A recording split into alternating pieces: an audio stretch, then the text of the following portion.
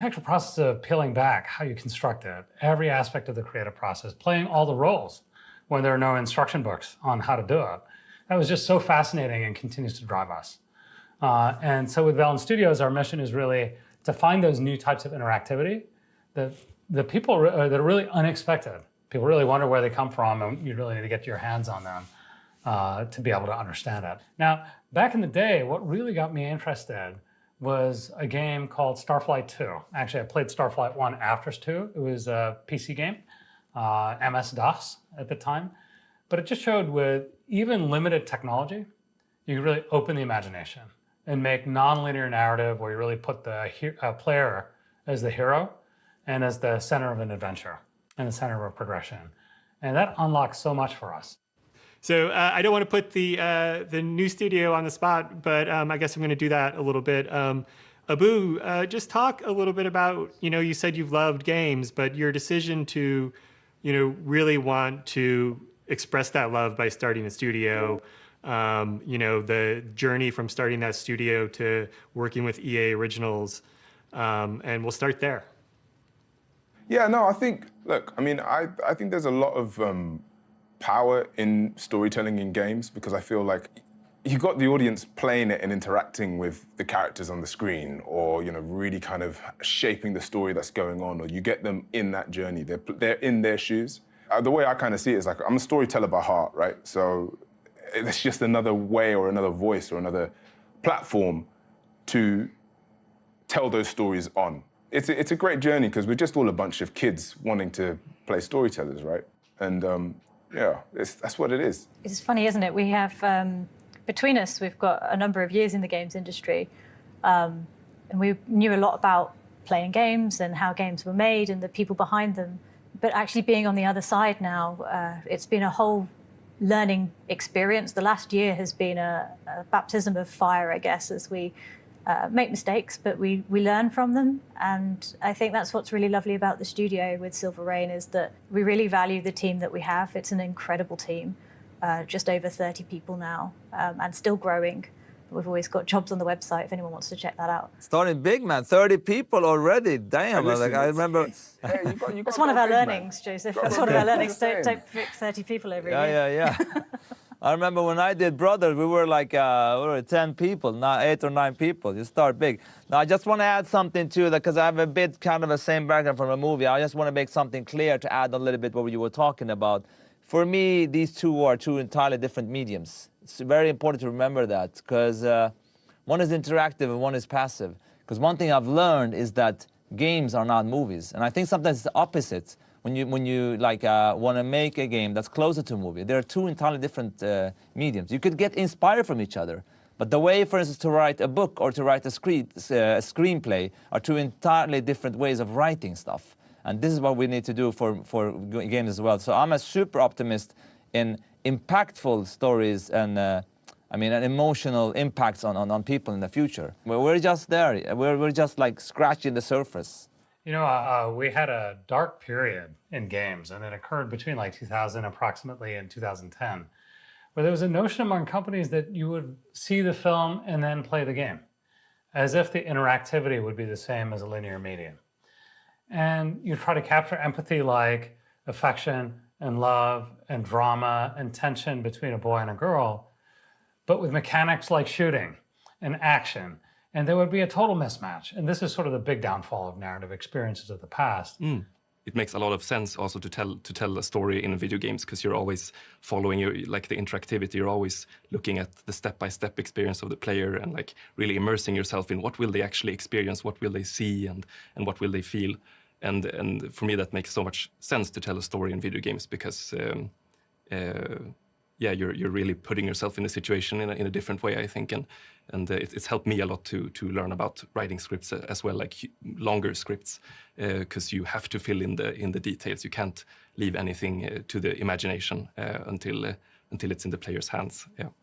Why'd you look like a blob of clay? Wanna change back? Then you need to fix your relationship. It Takes Two, Joseph, is a really fascinating game to me. It deals with a lot of grown-up topics, yet at times it feels very silly, very wacky.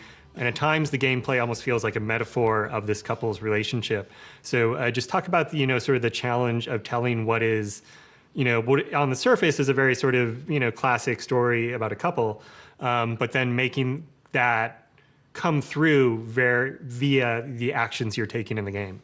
Yeah, for sure. I mean, that's what we at Hazelight are focusing a lot on, like trying to use the mechanics as part of the storytelling. You don't want to end up in a situation where you play a game, I mean, you could play some games sometimes where you're almost waiting for the next cutscene. So the idea here is to use the mechanics as part of the story. I think it's a little bit underused in gaming now, and I think we can use it way more often. I mean, it takes two, you have many situations. Sometimes we use it in a metaphorical way there's a level where the characters are working on their attraction as couples, and then we give them magnets just kind of as a metaphoric way for them to both play that and have it in the story. But also it could be that, whatever they meet, if they meet like a hammer from a toolbox that they own or something, you're actually playing. So you're playing what you're seeing, and immediately you use the mechanics as part of the storytelling. You could also use the mechanics in a sense to convince an emotion for the player. I mean, for instance, the first game I did, Brothers, I mean, I'm gonna spoil it a little bit if someone haven't played it, but in the end, you're actually literally like playing, like burying your big brother that dies in the end a little bit. So it's almost, and I would say the opening of Last of Us, where you carry your girl and runs with her, like everything, like you're using the mechanic to push your storytelling, and that is a bit underused sometimes, and I think we can push that even more, and that's what we at Hazelight want to keep pushing. The world of random bends with the roll of one dice. Olav, Lost in Random looks beautiful. Thank you. And I'm curious to hear you talk a little bit about, and let sort of, people watching know sort of about the tone of that game, the big picture sort of tone of that game, but also how that sort of pairs with, the gameplay and, the quote unquote randomness that you guys are trying to sort of come about in how we play that game. Yeah, in Lost in Random, so it's a dark fairy tale.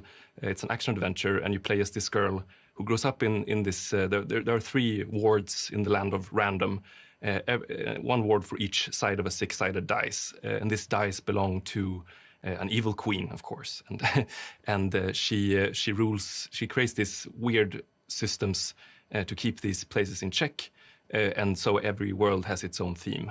When we first started with the project, we wanted to do something darker, so a fairy tale that was a little bit darker than the rest of the stuff we'd already made. And we tried out drawing all these different characters and concepts, but it wasn't until this painting of a dice and her girl appeared that we knew that there is something to explore. The concept of a living dice as a companion of the protagonist was attractive to us. Another scary thing was, what will the gameplay be like? What is too random and what is just random enough? Everything revolves around the dice and grows out of this dice, the theme and the gameplay.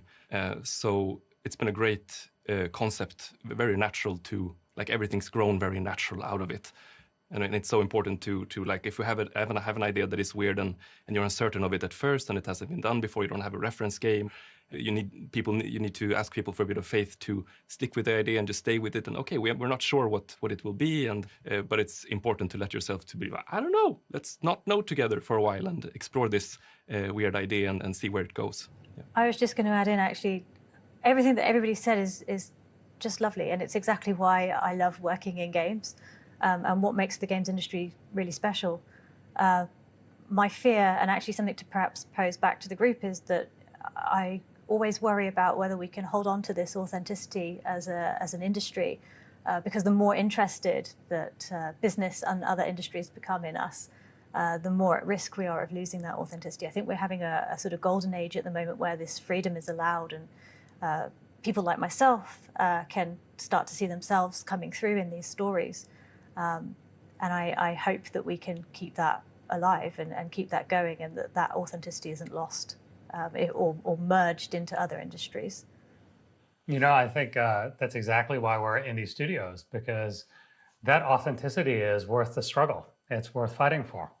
And it takes an independent mindset to really push the boundaries, to be able to take the risk to come out of a typical business model or a typical franchise stream to create a unique emotional experience for players. And we've made active choices to have that flexibility. And it comes along with it some kind of burden as well. It's not as predictable. It's not as bankable. A lot of the risks meet with failure, and that has to be a learning experience. And that sounds a little trite, but every indie game cycle involves that. I wouldn't be too worried, actually. I think if you have when you have a strong vision, what you believe in, I think actually it's the opposite. The other industries around us, I mean, if you look at the movies, if we're talking about that, they will soon realize how great storytelling is in gaming, and actually are realizing That's it already. my fear, Joseph. That's my fear. Don't worry, there's nothing to fear here. They will come. I know the movie business. They will come crawling and understand how beautiful gaming is. Now, at the end of the day, it's all about like, impacting and touching people's heart. Here! Juha, I wanted to sort of bring it up with you with Knockout City, because when people talk about that game isn't necessarily a quote-unquote a narrative game. It is a sport, dodgeball inspired. But at the same time, when I played that game, the first thing that struck me was the emotion of that game. Like the tone of that game, the way it looked, the way it felt. It was very bright. It was extending a hand to the player. It felt very welcoming. But we don't necessarily put that up front when we talk about games. We talk about it as a dodgeball, as a mechanic, as a you do this, you fight this, you X, Y, Z. We don't necessarily talk about the emotion. It's a great point, and it's actually one of the ways that we center discovery at Valon Studios, which is when we create something that feels like the core of something new, a game worth making. We try to ask the question, how do you feel? And when we found this kind of throwing and catching, just imagine, when we were playing throwing and catching, some of us do. I do it all the time with my children, for example. But through childhood, it's one of the universal narratives. When you do throwing and catching and special things with it in all sports, it makes you feel energetic. It energizes you. It's a joy when you catch the tough pass. And so we said, okay, this is the start of something, joyful competition. We don't see that in games that much. Let's build on that. And then the world gives us the grounding. Knockout City, we invented it as a place to say, how do we experience this joyful competition? A world that's sort of the way we imagine it should be. Inclusive, welcoming. Everything is settled with epic dodgeball battles that make it so even if you're outgunned and outnumbered, with your skill, you can actually make a difference. But then, even if you get defeated, you're ready to get back into it because you feel like you weren't beaten. You feel like you're ready to be back in the competition. So we start with that emotional profile, and all the decisions from a design standpoint, from a world building standpoint, from a music design standpoint, come from that. We even have some backstory to make sure that and we don't explicitly do it, we don't use narrative techniques, but it's in the world and it's in the VO. It's to be able to make people feel like they're grounded in this and they can be part of that experience. So we start with mechanics at a core that feel novel, interesting, compelling, but really they're only successful if they elicit some kind of novel emotional response that says, I'm here to play with my friends and feel something different. So we use different techniques in narrative to be able to achieve that. And Abu, I was kind of curious to hear your thoughts a little bit. We've talked, in the last few minutes about some like high-level topics about emotion in games and marrying gameplay and story, and just sort of coming at this from a new studio. I know we're all curious to hear what you're working on when you're ready to talk about it, but what would you sort of say, like, what would be maybe like a thesis for the studio in terms of where you guys want to put a focus? Yeah, I mean, look, it does start with story, right? And it starts it starts there, but it's quickly followed by, again, the medium in which you're telling it, which is interactivity. I think, for us as well, we're always asking about that player's journey, about that player's experience. And that's why it's funny whenever we talk about the idea of emotion in games and stuff like that, I don't think that's not the aim, man. Like the aim is to deliver a brilliant experience. Like you don't go to the theater to go and watch a play which is supposed to be sad. No, you go watch a good play. If it's sad and it's happy, that's fantastic. And it's tough, man. Like making games isn't easy. It's a hard process, but that's what's so brilliant and beautiful about it, because I truly believe that through the difficulty of finding something and hitting it right, you end up basically sharing that difficulty and that hard journey with the person playing it. They feel that, and they are able to experience that with you. I was just going to add in as well, and here's the kicker, like, ideas are cheap. Everybody has ideas. My mom has ideas, my dog has ideas, I have ideas. You know, we are a team where everybody has the capability of being creative in some way. The hard part, I think, of game making is how do we choose which ideas we take forward out of this mad pool of ideas that we have. And I think the craft comes from being able to select the best, sometimes just the most feasible ideas, not even the best. We sometimes have to kill some fantastic ideas. But the game making process is about how do we prioritize what goes forwards, what feels good. And the craft comes from actually making those ideas and testing them and iterating on them and making sure that all of that comes together to create the game. When I was playing It Takes Two, I went into that game, you know, the pandemic was still very much a mystery here in America at that time. And then there was the other idea of, like, I was also going through a relationship that was falling apart. So I didn't necessarily, I was nervous about playing It Takes Two because I was like, do I want to play a game about a divorce? At the same time, like, that game is so silly and fun and inventive. Like, I never once felt necessarily quote unquote sad. I just felt exuberance at, like, learning about these characters. Someone asked me, like, is this kind of a relation, you know, ship to help you? It's kind of a therapy session or something. The funny part is that we saw already in the testing already when playing the game that if you're in a relationship that wasn't so good, it was quite clear actually, because you really had to, you know, it's almost like the experience are in the couch. That's almost also how we designed the game. So if you're playing this with your partner and your communication is not right, then you're not going to be able to play the game that good. So not only will the game be you know, not have the same fluidness in the game, you will also maybe say something about your own relationship, that something is not working. And from that perspective, we're seeing, I mean, reactions today, I don't know how accurate or true they are, of people actually, you know, asking each other to get married after the game and stuff like that. And that's quite cool, actually, if it's true. I don't know, but that's how they write to us. I have to accept that it is a true thing. But it's a good way to get to know, like, where you are at in your relationship, because obviously communication is key. I mean, yes, it takes two. It takes two to communicate as well. Guha, I wanted to sort of transition a little bit and hear your thoughts on, with sort of a game like Knockout City, which is going to be an ongoing game and is going to evolve. You know, you and the team are maybe thinking about adding some story, but keeping that sort of lively and keeping that constantly sort of fresh. And the way, you know, a game studio can experiment with a live service game in ways that, you know, we don't get in other mediums. You know, Todd, the mindset for us always was, let's get the game out and then see how the community responds and embraces it, and then evolve it with the community. And so from the very early onset, it was designed as a sort of a live service product, which finds an audience and then follows the audience and evolves it and continues to surprise. So we have a slew of content that's actually in production that will be available. And the idea is surprise them with new things that can change up the play. Now we'll have Evolution of the Hideout, which is your interactive social lobby where you team up with friends before you get into a game, instead of waiting at a menu to be able to find out if they show up and, you know, that kind of thing. And so it's really interesting. You know, the early prototypes of Knockout City started in 2017, so a little over 4 years before it was launched. That's a longish cycle for a game, but it feels like we're still at the starting line. You know, the launch is the start.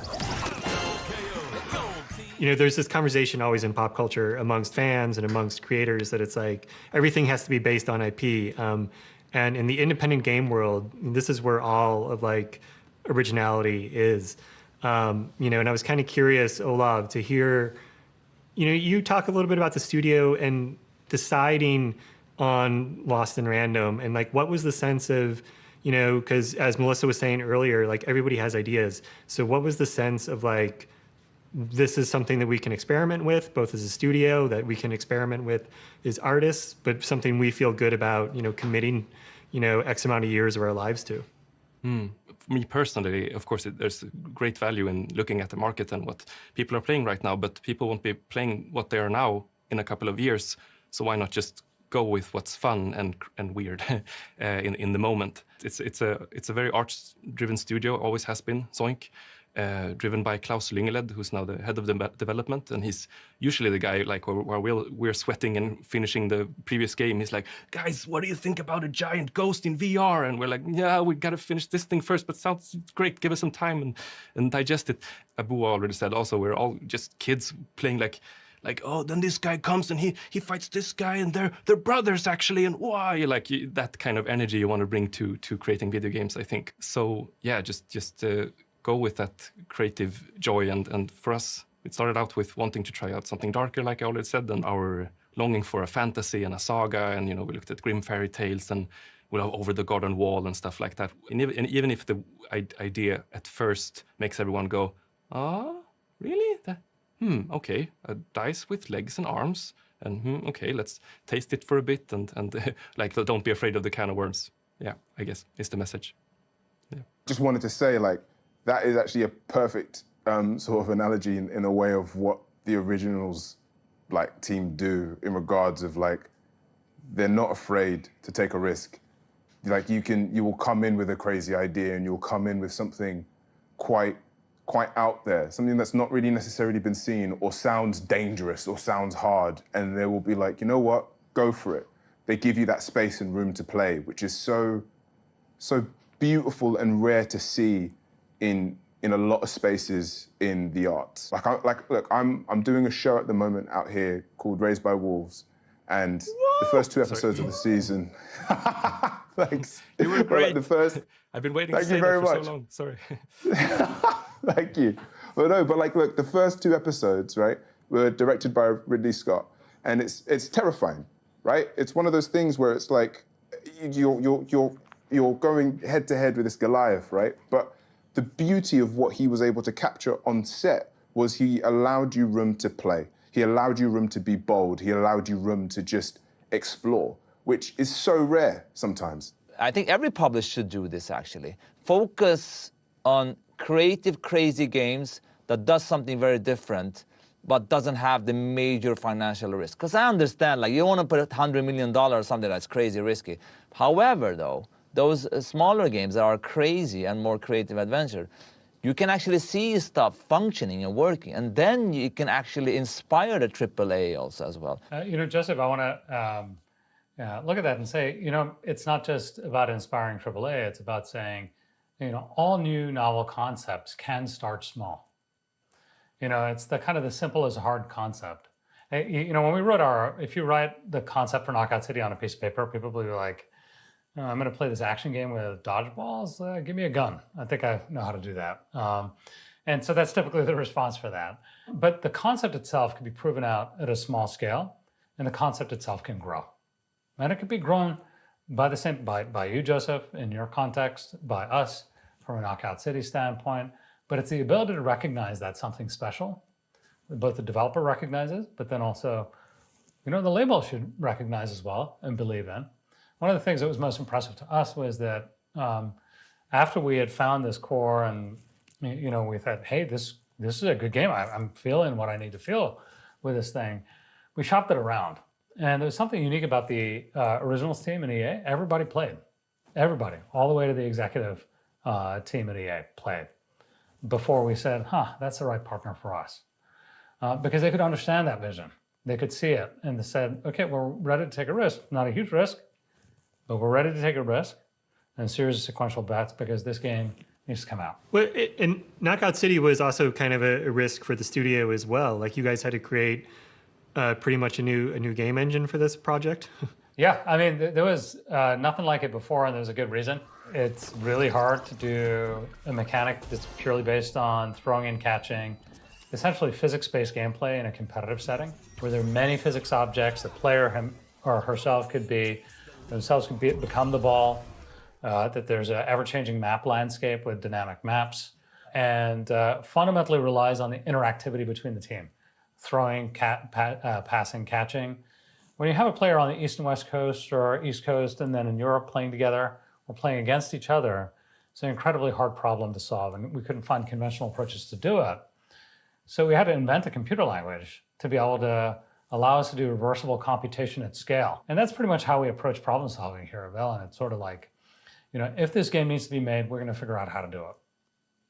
I just want to add on, even if we're working with Unreal, but let me tell you this, the amount of stuff we added on to make an online game also function in split screen with so much variety in game mechanics, it's absolute madness. Actually, I know that we made more tools that Unreal are using from us than we are using from them. So in a sense, we created our own. I mean, it's a huge challenge to create an online game. I mean, especially in split screen where you see the lag and everything. So I think whoever has an engine, you need to do a lot of add-ons that fits your vision and game, like you were saying. Yeah, no, I was curious, Joseph, if being an indie studio, if you felt that made that task of having to sort of invent those tools, even using a popular game engine and just being independent, if that made it, easier for you guys, like as a studio, to sort of shift directions at whims, or because it seems like it is a very big of a mission statement for your studio to do sort of co-op sort of games.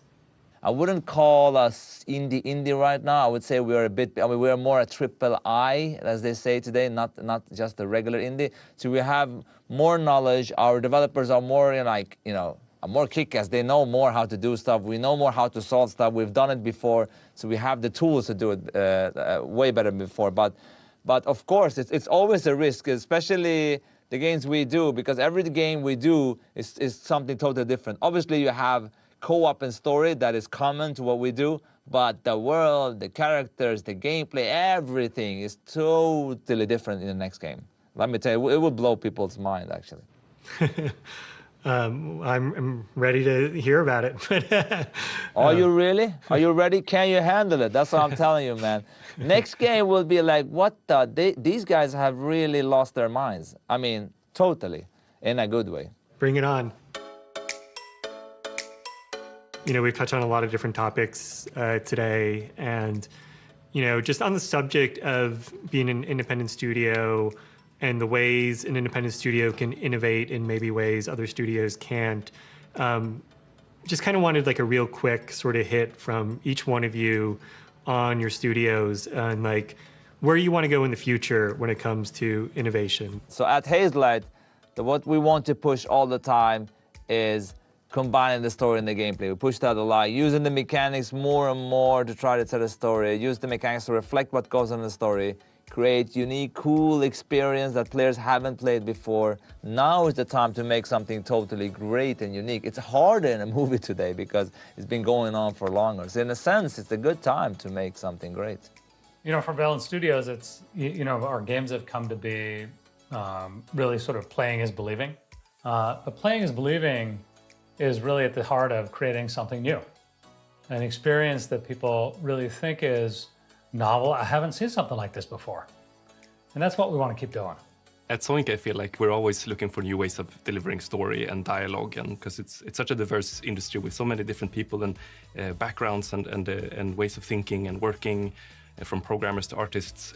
So I think that's such a huge, fun, inspiring part, and why I love working with games. I was going to say, we are so young as a studio that I think we're incredibly grateful for the fact that we get to do something that we really love. I don't think either of us realized how much we were going to love working on this game. And part of that is the unknown. To have come as far as we have in 1 year, I'm so excited to see where it goes. Yeah, I feel like we do have a voice, and we're still finding our voice, and we're growing not only as a studio and evolving at such a rapid pace, but we're having fun while doing it as well. And I think it's about sharing that fun and sharing our experience, our highs and lows, and just being open. Because again, that's also part of it, right? It's about being open, about sharing. Thank you all for letting me pester you with so many questions and playing along, and I really appreciate everyone's time. Thank you. Thank you all so much. Thank you. Cool. Thanks, guys. Thank you so It's much. great to be here with all of you. Thank you. So that was all very thoughtful and very inspirational at times. Thank you for joining us. More from the EA Play Live Spotlight series will be coming soon. Follow @EA on Twitter or go to EA.com for the latest updates on these games and everything else from the studio. Also remember that EA Play Live is on July 22nd. And if you've watched this far, you definitely don't want to miss that because there will be some exciting news from Lost and Random. I'm Todd Martins from the Los Angeles Times. Thank you for joining us.